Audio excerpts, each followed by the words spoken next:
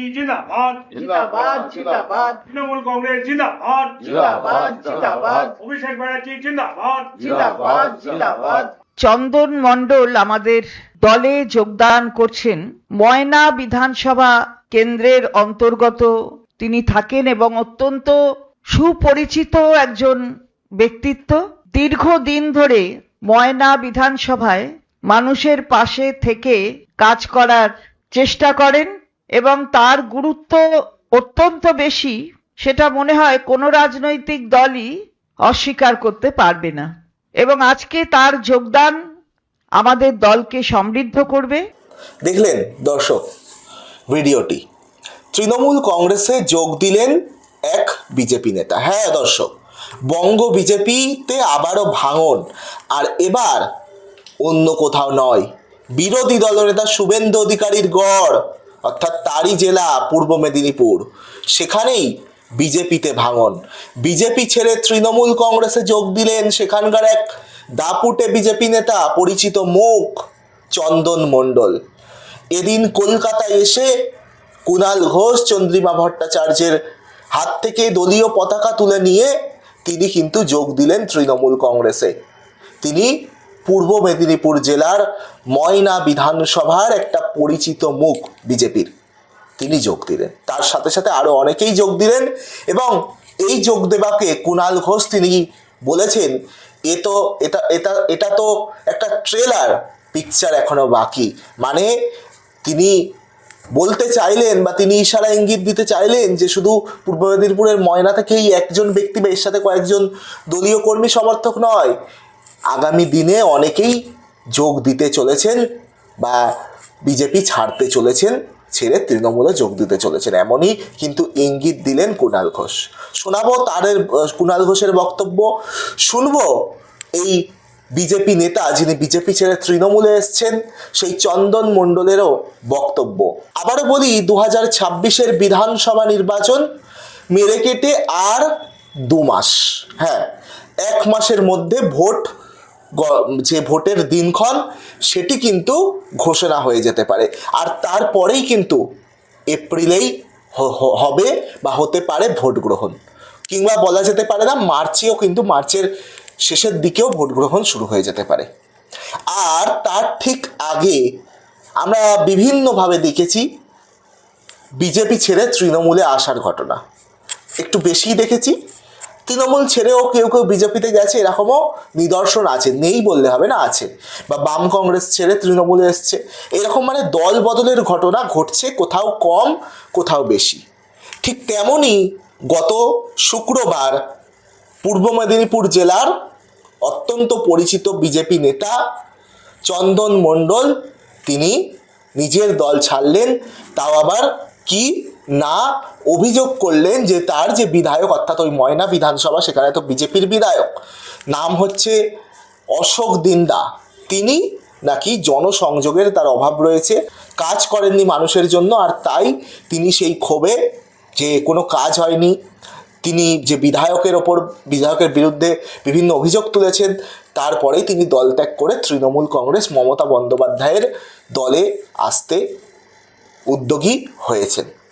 প্রথমে শোনাবো এই দল বদলের পক্ষে বা দল বদল নিয়ে কি বলছেন তৃণমূল কংগ্রেসের মুখপাত্র কুণাল ঘোষ। আগে শুনুন তার বক্তব্য, তারপর আমরা বিজেপি নেতার বক্তব্য শোনাবো। শুনুন কি বলছে কুণাল ঘোষ।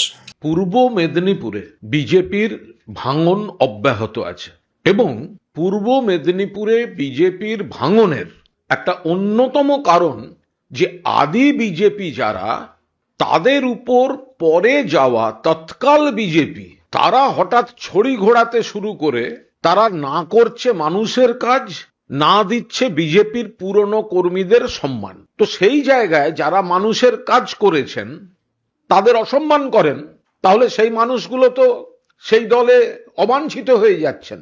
উনি অনেক পুরনো দিনে কিন্তু বামপন্থী ছিলেন, এরপর দীর্ঘ 10-12 বছর হয়ে গেছে তিনি বিজেপিতে যোগ দেন এবং ময়না এলাকার বিজেপির সব থেকে পরিচিত মুখ, এবং ওনার স্ত্রীও কিন্তু বিজেপির তরফে পঞ্চায়েতের প্রধান। আজকে তো ট্রেলার চলছে, পুরো ফিল্মটা ওই এলাকায় ধাপে ধাপে হবে, ফলে ওনার স্ত্রী বিজেপিরই পঞ্চায়েতের প্রধান এবং আরো বেশ কিছু এই ধরনের নির্বাচিত এবং ওনাদের সাংগঠনিক পদে থাকা লোক মানুষ নেতা নেত্রী ওনার সঙ্গে আছেন। উনি আজ আমাদের দলে মাননীয় মুখ্যমন্ত্রী মমতা বন্দ্যোপাধ্যায়ের উন্নয়ন আদর্শে আস্থা রেখে মমতা বন্দ্যোপাধ্যায়ের নেতৃত্বে অভিষেক বন্দ্যোপাধ্যায়ের সেনাপতিত্বে সর্বভারতীয় তৃণমূল কংগ্রেসে যোগ দিচ্ছেন। শুনলেন কুণাল ঘোষ কি বললেন। এরপর আপনাদের শোনাবো ওই দল ত্যাগ করা বিজেপি নেতা বর্তমানে তৃণমূলে যোগ দেওয়া চন্দন মণ্ডল কি বলছেন তিনি, তার বক্তব্য আপনাদের শোনাবো। তৃণমূল কংগ্রেস শুধু আমার একটা রাজনৈতিক সিদ্ধান্ত নয়, এটা একটা নৈতিক সিদ্ধান্ত। কারণ যখন থেকে আমার জ্ঞান হয়েছে আমি ময়নার মানুষকে ভালোবাসি, ময়নার মানুষের জন্য কাজ করতে চাই। আমি ভারতীয় জনতা পার্টির 3 বারের ডিস্ট্রিক্ট কমিটির সেক্রেটারি ছিলাম, যে ময়নার কথা আমাদের বিধায়ক আমাদের ময়নার মুখ উজ্জ্বল করবে বা কাজকর্ম করবে, বিধানসভায় ময়নার কথা তুলে ধরবেন। কিন্তু উনি বিধায়ক থাকাকালীন কিছু কাজ করেছে, একটা নিদর্শন দেখাক যা ময়নার মানুষ ওনাকে আগামী দিনে গ্রহণ করবে।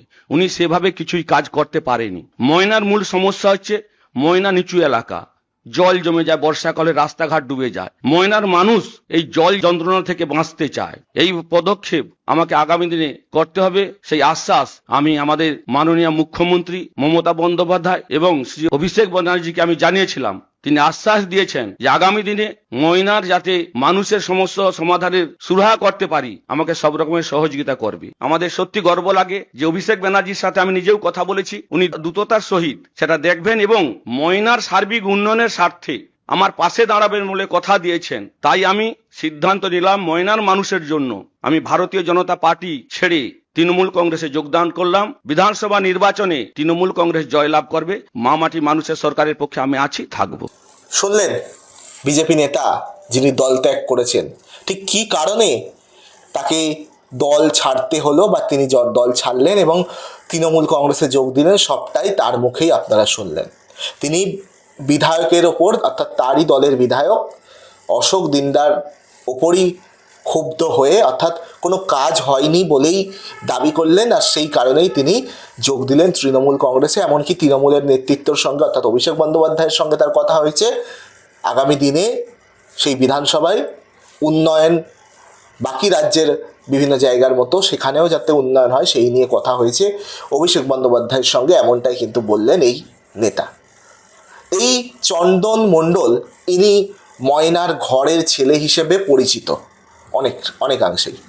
আর এই চন্দন মণ্ডলই কিনা বিজেপি ছেড়ে দল বদল করলেন অর্থাৎ তৃণমূলে আসলেন, আর এতেই বড় ধাক্কা বলে মনে করছে রাজনৈতিক মহল। হ্যাঁ, বিজেপির জন্য এটা বড় ধাক্কা বলেই মনে করছে কিন্তু বহু বিশ্লেষক, রাজনৈতিক মহল। তার সঙ্গে শুধু তিনি নয়, তার সঙ্গে আরও বেশ কিছু নেতাকর্মী সেই অঞ্চলের তারাও কিন্তু তৃণমূলে যোগ দিয়েছেন এবং আগামী দিনে যেমনটা মনে করা হচ্ছে, ইঙ্গিত কুণাল ঘোষের পক্ষ থেকে যেটা এসছে যে এটা ট্রেলার হিসাবে এবং আগামী দিনে আরও বড় চমকের ইঙ্গিত কিন্তু রয়েছে, এমনটাই কিন্তু মনে করা হচ্ছে। আজকের প্রতিবেদন নিয়ে আপনাদের কি মতামত?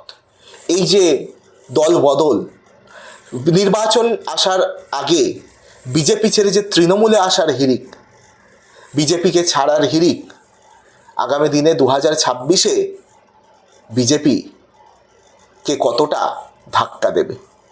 বিজেপিকে যে স্বপ্ন দেখছে বাংলায় আসার অর্থাৎ বাংলাকে জয় করার, সেই স্বপ্ন কি বিজেপির পূর্ণ হবে নাকি সেই স্বপ্নই রয়ে যাবে? কি হবে আগামী 26-এর নির্বাচন?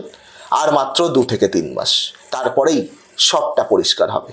দেখতে থাকুন N24 টিভি, আবারও আসবো নতুন কোনো প্রতিবেদনে। আজকের মতো এখানেই সমাপ্ত করছি। চোখ রাখুন N24 টিভিতে।